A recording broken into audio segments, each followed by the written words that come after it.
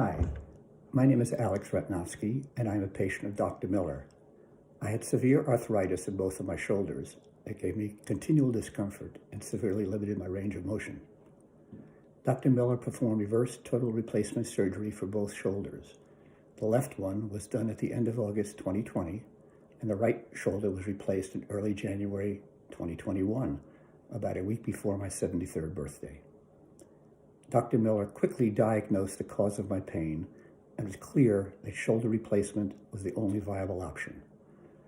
It was also clear that due to the severity of the deterioration in my shoulders, that total reverse shoulder replacement was the best course to pursue.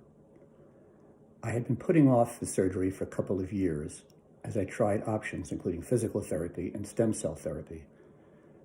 None of these options proved useful, and the pain and lack of range of motion only got worse.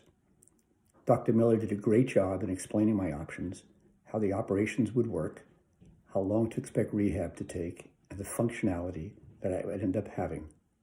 Looking back now, everything went just as he had explained it. The only exception is the rehab took a lot less time and was less painful than I had expected.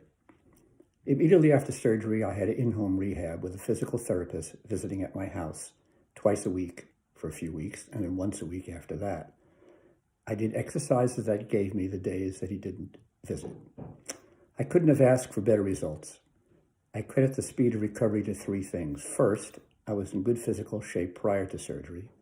Second, Dr. Miller, using computer-guided technology, did a fantastic job on doing the reverse shoulder replacement with minimal effect on the surrounding muscles and ligaments. Third, I was very motivated to get better quickly, and so did my rehab exercises religiously. Getting reverse shoulder replacement was absolutely the right decision for me. Choosing Dr. Miller to perform the surgery was the best choice I could have made.